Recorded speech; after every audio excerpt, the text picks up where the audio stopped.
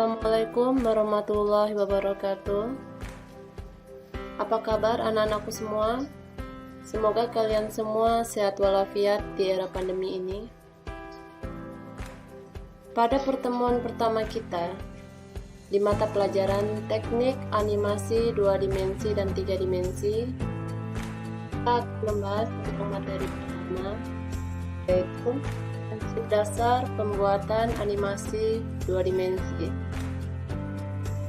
Langsung saja kita ke pembahasan pertama, yaitu prinsip dasar animasi. Prinsip dasar animasi adalah prinsip-prinsip yang digunakan seorang animator untuk mengetahui dan memahami bagaimana sebuah animasi dibuat sedemikian rupa sehingga didapat hasil animasi yang menarik, dinamis, dan tidak membosankan. Prinsip dasar animasi ini sebenarnya paling pas digunakan untuk animasi kartun. Prinsip terbagi menjadi 12 prinsip dasar animasi. Yang pertama yaitu solid drawing. Menggambar sebagai dasar utama animasi memegang peranan yang signifikan dalam menentukan baik proses maupun hasil sebuah animasi, terutama animasi klasik. Orang animator harus memiliki kepekaan terhadap anatomi, komposisi, berat, keseimbangan, pencahayaan, dan sebagainya yang dapat dilatih melalui serangkaian observasi dan pengamatan, di mana dalam observasi itu salah satu yang harus dilakukan adalah menggambar. Meskipun kini peran gambar yang dihasilkan sketsa manual sudah bisa digantikan oleh komputer, tetapi dengan pemahaman dasar dari prinsip, menggambar akan menghasilkan animasi yang lebih peka. Yang kedua, timing dan spacing. Grim Nedwick, seorang animator Disney, pernah berkata, animasi adalah tentang timing dan spacing. Timing adalah tentang menentukan waktu kapan sebuah gerak harus dilakukan. Sementara spacing adalah tentang menentukan percepatan dan perlambatan dari bermacam-macam jenis gerak. Contoh dari timing, menentukan pada berapa sebuah bola yang meluncur kemudian menghantam kaca jendela. Contoh spacing, menentukan kepadatan gambar yang pada animasi akan berpengaruh pada kecepatan gerak. Ketika bola itu sebelum menghantam kaca, tepat menghantam kaca sesudahnya, atau misalnya ketika bola itu mulai jatuh ke lantai. Spacing, pengaturan kepadatan gambar akan mempengaruhi kecepatan gerak bola, percepatan dan perlambatannya sehingga membuat sebuah gerak lebih realistis.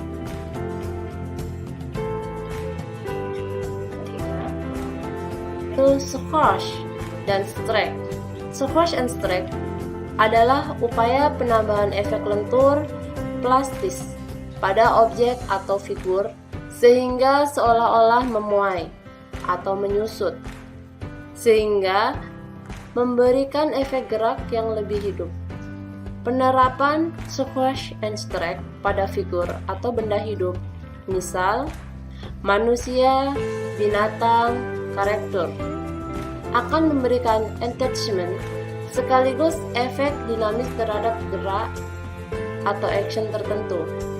Sementara pada benda mati, misal gelas, meja, botol, penerapan squash and strike akan membuat mereka tampak atau berlaku seperti benda hidup.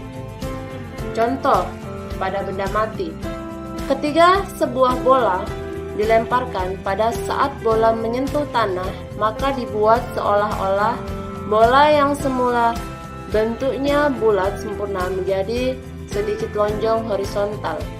Meskipun nyatanya keadaan bola tidak selalu demikian. Hal ini memberikan efek pergerakan yang lebih dinamis dan hidup. Contoh pada benda hidup, sinegrity bicep atau tricep pada manusia. Pada saat lengan ditarik, seperti gerakan mengangkat barbel, maka akan terjadi kontraksi pada otot bicep sehingga nampak memuai.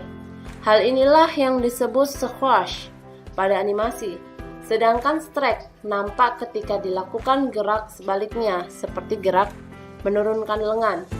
Bicep akan nampak menyusut. Yang keempat, itu anticipation. Anticipation anggap sebagai persiapan atau awalan gerak atau ancang-ancang. Seorang yang bangkit dari duduk harus membungkuk badannya terlebih dahulu sebelum benar-benar berdiri. Pada gerakan memukul, sebelum tangan maju, harus ada gerakan mundur dan sejenisnya.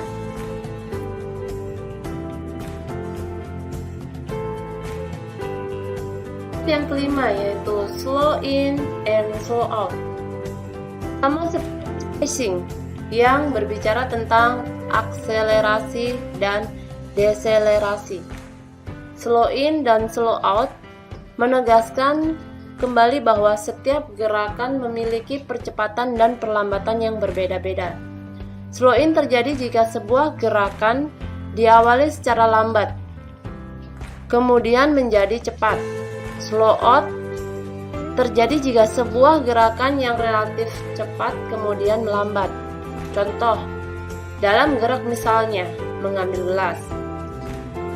Tangan akan memiliki kecepatan yang berbeda ketika sedang akan menjamah gelas dengan ketika sudah menyentuhnya.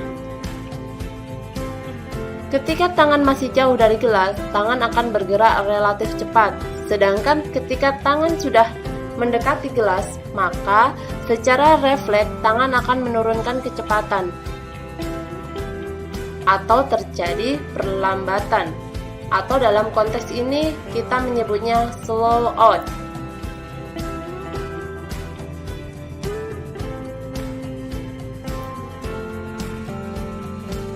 Yaitu art. Dalam animasi, sistem pergerakan tubuh pada manusia atau makhluk hidup lainnya bergerak mengikuti pola atau jalur yang disebut art.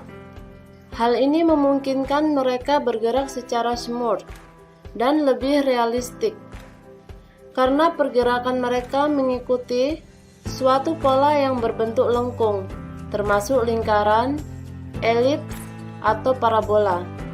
Pola gerak semacam inilah yang tidak dimiliki oleh sistem pergerakan mekanik atau robotik yang cenderung patah-patah.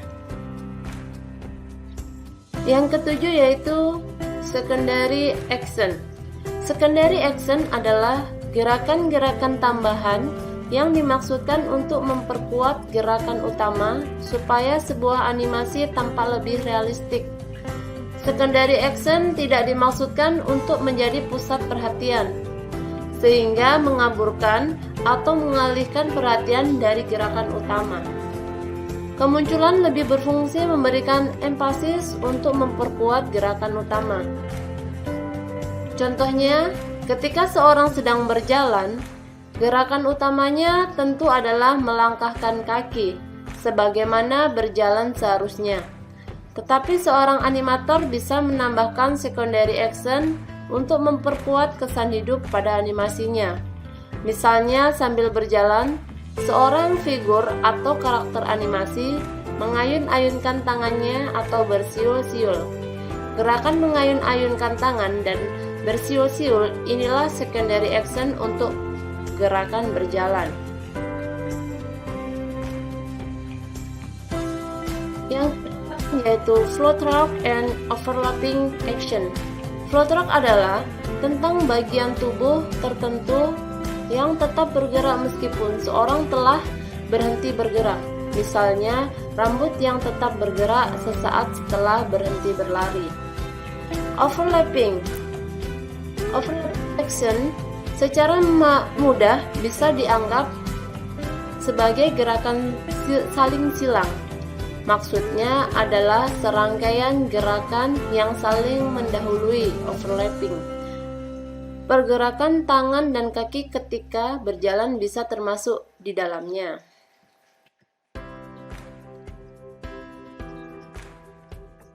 Yang kesembilan yaitu strike ahead action dan pose to pose. Dari sisi research dan pengerjaan, ada dua cara yang bisa dilakukan untuk membuat animasi. Yang pertama adalah strike ahead action, yaitu membuat animasi dengan cara seorang animator menggambar satu persatu, frame by frame, dari awal sampai selesai seorang diri. Teknik ini memiliki kelebihan, kualitas gambar yang konsisten karena dikerjakan oleh satu orang saja. Tetapi memiliki kekurangan, waktu pengerjaannya yang lama. Yang kedua adalah pose to pose, yaitu pembuatan animasi oleh seorang animator dengan cara menggambar hanya pada keyframe tertentu. Selanjutnya, in between atau interval antara keyframe digambar atau dilanjutkan oleh asisten atau animator lain. Cara yang kedua ini lebih cocok diterapkan dalam industri karena memiliki kelebihan. Waktu pengerjaannya yang relatif lebih cepat karena melibatkan lebih banyak sumber daya. Yang ke-10 yaitu staging. Seperti halnya yang dikenal dalam film atau teater, staging dalam animasi juga meliputi bagaimana lingkungan dibuat untuk mendukung suasana atau mood yang ingin dicapai dalam sebagian atau keseluruhan scene.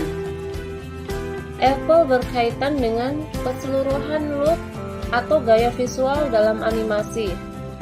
Sebagaimana gambar yang telah menelurkan banyak gaya, animasi dan beranimasi juga memiliki gaya yang sangat beragam. Sebagai contoh, Anda tentu bisa mengidentifikasi gaya animasi buatan Jepang dengan hanya melihatnya sekilas. Ada juga yang bisa melihat pasan animasi buatan Disney atau DreamWorks. Hal ini karena mereka memiliki style atau gaya tertentu. Ada juga yang berpendapat bahwa style atau tentang penokohan berkorelasi dengan karisma seorang tokoh atau karakter dalam animasi. Jadi meskipun tokoh utama dari sebuah animasi adalah monster, demit, siluman atau karakter jelek lainnya, tetapi tetap bisa appealing.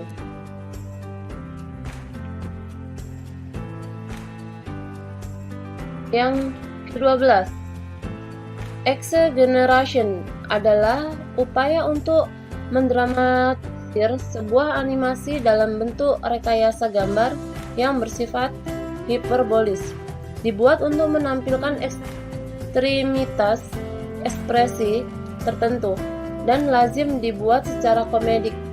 Banyak dijumpai di film-film animasi sejenis Tom and Jerry, Donald Duck, Doraemon, dan sebagainya. Contoh yang pertama, bola mata Tom yang melompat keluar karena kaget. Yang kedua, muka Donald yang membara ketika marah. Dan yang ketiga, air mata Nobita yang mengalir seperti air terjun ketika menangis.